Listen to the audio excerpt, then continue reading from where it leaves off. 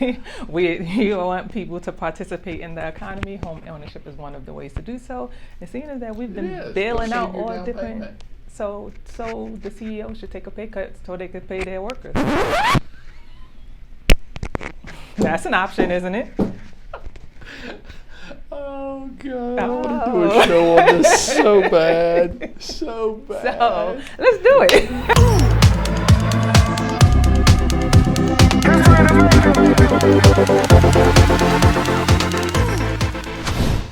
Welcome to another episode of Slayer TV. We're here with the contract slayer, April Rogerson. April, Yes. Man, you look spectacular today. You're trying to softball me right now, I feel like. I am, because I think we got some edgy stuff here that we're going to get into. Mm-hmm. So, what's on your mind today? I've been getting a lot of questions about Biden's bill, and everyone is thinking that it's down payment assistance, but it's not quite that. There is down payment assistance on the platform, but there's not down payment assistance that is available at this very moment. What they have offered is a tax credit, which is extremely different than down payment assistance. The current bill, the way it is worded, is $15,000 tax credit, or actually 10% of the purchase tax credit, up to $15,000. So you are going to get a credit up to $15,000 on your taxes. It is not actual money for you at the closing table, so you still would need to pay for your own house. So nobody's going to hand me a check today so I can go buy a house with it. Not me, at least. But if I but go not buy, the government at this very moment either. But if I call you and I buy a house, then next spring when I file my taxes, I'll get a credit, so my tax bill will be reduced. Yes. Okay, so I could be getting more money back. You could get more money back. But So next that's the year. benefit. But for next year. Next year, not Next today. year. Not today. Okay. Definitely not today. Is that good, bad? What's your view? I think that I will say that it is good for the people who are looking to get into home ownership, and this is a catalyst to help them make that decision. But it's not how you want to see it done. I don't know if I would say that's not how I want to see it done. It is important to me that people understand what it actually is. Okay. So there are very many people who were like excited and thinking that it was down payment assistance, and it's not. And that really changes their options, because if you don't, and I work with down payment assistance clients, so if they don't have the funds for their down payment, this program doesn't help them. Gotcha. Why do people need down payment assistance, April? What's wrong with people just saving out of your paycheck every week towards the dream of owning a home at some point in the future? Well, I will say that there's nothing wrong with people doing that. People do it every day. However, there are people who are either unable to or have a barrier to being able to do so. So I work, as I said, I built my business in the very beginning years on down payment assistance clients and providing access to people who would normally think that they cannot purchase a home. So for those people, down payment assistance has really changed their lives and provided them an opportunity that they would not have had if they did not have the down payment assistance program. Okay. Well, I like provoking you. Wait, let me roll my eyes some more. It leads to some of the most interesting conversations that I have during the week.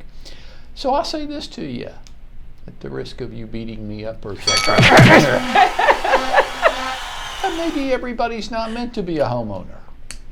I will say everybody is not meant to be a homeowner. However, for people who do want home ownership, there are options for them to become a homeowner outside of, quote unquote, saving up their own money to do so. Okay, so I'm going to sound like an old school old man to you right now. Hey, I had to work my way through school and pay my way. I had to buy my own car. Nobody gave it to me. I had to save up to buy my first house. How come that's not good enough for everybody else today? Okay, so you're using these adjectives that I don't know that I agree with. Again, I wouldn't say it's not good enough. I did the same, but I will say that I'm not upset with people who either eligible for assistance or need assistance, because this is not, when we're talking about home ownership, that's not the only situation where people need help. So when we're talking about people who need assistance with food, you work for your food and I work for my food. That doesn't mean that that person does not deserve some type of help to be able to eat themselves. And I think that home ownership creates a way for people to, one, build wealth, but also to participate in their communities in a way that they don't necessarily do or think about when they are renting. So it's good for the community for people to own their home versus renting. Absolutely, and I would want to say that that's one of the key reasons or ways that down payment assistance has helped, because most of the people are purchasing in the areas that they already live in. So now they have some quote unquote skin in the game, which is what you want them to have. Good, good. You're working with home buyers every day. You are boots on the ground. You are living life with these people. You're not some Washington bureaucrat trying to get reelected.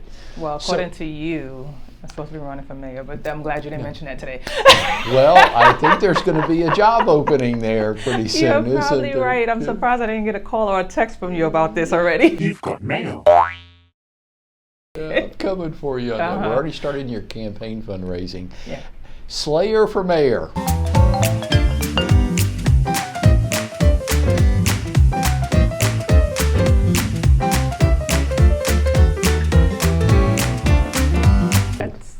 That's pretty good. Pretty okay, actually. No. So yes, go ahead. I'm just thinking how that'll play out in all the different communities of Atlanta. Slayer for mayor. I think it works all the way around, but I'm not interested, so yeah.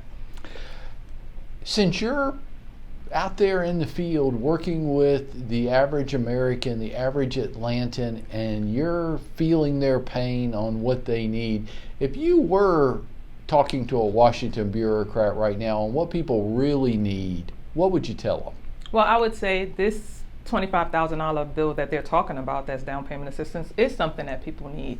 What I'm facing right now with quite a few of my clients who are currently approved for the down payment assistance programs out there, they all offer different amounts of down payment. So they're as low as $5,000, and then they're up to $25,000 in a place like Atlanta, but it has to be within the city limits of Atlanta, where a program like this would provide $25,000 across all of Georgia, where I live, right? So that would change their opportunity to be able to compete. So I have a lot of clients who are very much tied to, they're trying to get the most bang for their buck. Atlanta housing program offers the most bang for their buck, but it's the highest prices where they could possibly live. So if they're looking at needing to spend $250,000 or more in order to live in the city of Atlanta, then they're priced out of that area. Whereas if they can purchase further south or further west or east, that $25,000 takes them a lot further in the price point that they're able to pay, that they're able to buy. So do you think that cash down payment is the biggest obstacle people have to face? Absolutely. And with the market being the way it is right now, down payment was the issue. Now it's down payment and closing costs. So $5,000 gets nothing pretty much from the average buyer in Georgia right now. $5,000, as I said, I built my business on down payment assistance. That was when houses were $100,000. Right. $5,000, that was your down payment. Yay, let's go. Now $5,000 is a drop in the bucket for what you actually need. So for a $200,000 home, you need at least $12,000 to $15,000. The $5,000 is not going to do anything. Whereas the $25,000, that pretty much covers the average home price in the Georgia metro region. So let me play devil's advocate with you right now. Aren't there too few homes already for sale? If we do this, won't it drive even more home buying competition, which will just overheat the market even more? It could. I think right now it's just crazy in general. So I think there's so many different moving parts when it comes to that eventually this is going to level out, because in addition to this bill, eventually those interest rates are going to change. Eventually the things that are barriers to people selling their homes are going to change. The pandemic has played a large part on people's ability to stay in their homes a whole lot longer than they were previously. So I think there's always going to be a give and a take. So eventually they're going to take away those moratoriums, and that safety net that people have had from the renters to the homeowners will definitely change. This program is not going to happen anytime soon anyway. So I would say we're looking at somewhere at the end of this year or next year, and all of the fail-safes that we have in place are going to start to dissipate anyway. So I think there's going to be an interesting dichotomy of pushing some cash in the purchase, people being able to buy, but also the idea that the access for those other, not the access, but the marketplace for those other people is going to change. Let's shift gears a little bit. That's interesting. I hear there's a job opening at City Hall. Did you now?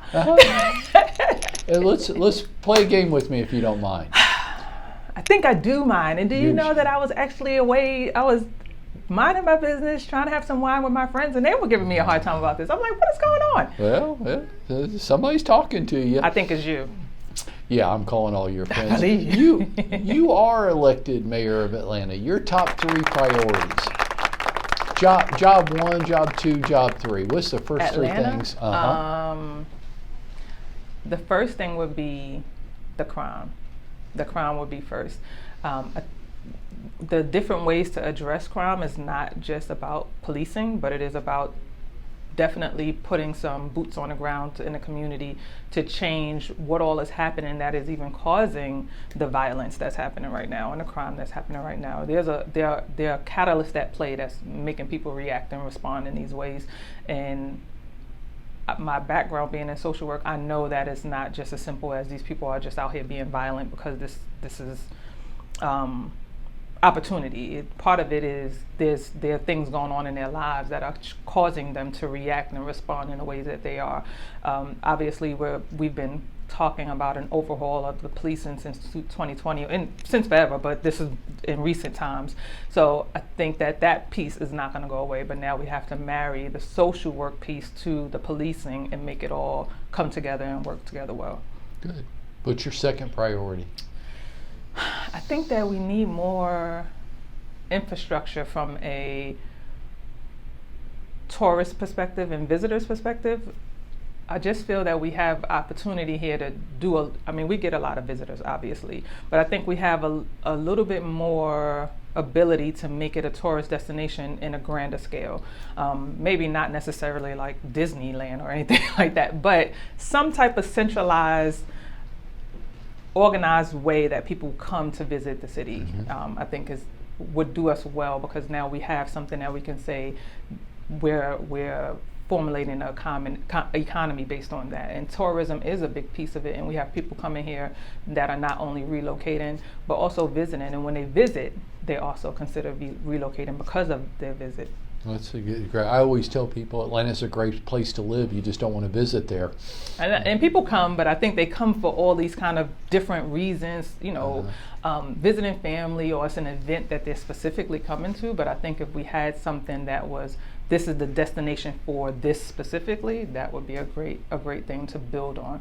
After you fix those 2 things, what's the third thing that you fix? I have to find somebody to feed me grapes. My job is done. Hey, I tell you what, you fix those 2 things, you'll have a whole bunch of people wanting to bring you grapes. One little more curveball before we let you go today. Can't let you out without this. Hawks versus Knicks. So will the Knicks actually win a game or 2? Apparently, the word on the street is that they will win a game or 2. I don't know who's in first or eighth, but I'm going to go out on a limb here and say that the Hawks are not that good. They're definitely... The Hawks are 5th, the Knicks are 4th. They're 5th and 6th, 4th. Right, they're the same. Same record. Your prediction, 7-game series. Okay, so there's kind of this home team push and pulling that's happening here, because the Knicks were my home team many, many moons ago in the 90s. And I never rooted for the Hawks. It's just I live here, so it feels terrible to be like, boo to the Hawks. But you can't hate on your own team. I'm going to say they're going to go to 7 games, and the Knicks are going to win. Boo. Anthony's talking about going to a game, so I'll tell him to let me know how it goes because I will not be watching. Well, knowing Anthony's got a suite or he's got courtside. Anthony ain't going sitting in the upper deck. I know I'm not going to watch the Knicks. I guess I need to give Anthony a This is call like the most terrible game in the whole entire. Who decided that those two needed to play each other? Boo to that. Just for the purposes of this. I guess so. I was like, how did that happen? But yeah, I'm rooting for the Knicks to win it all. So when we see the Slayer again next week, there'll be a game or two under our belts, and we'll see how it's going. Yeah, go Knicks. Slayer TV out.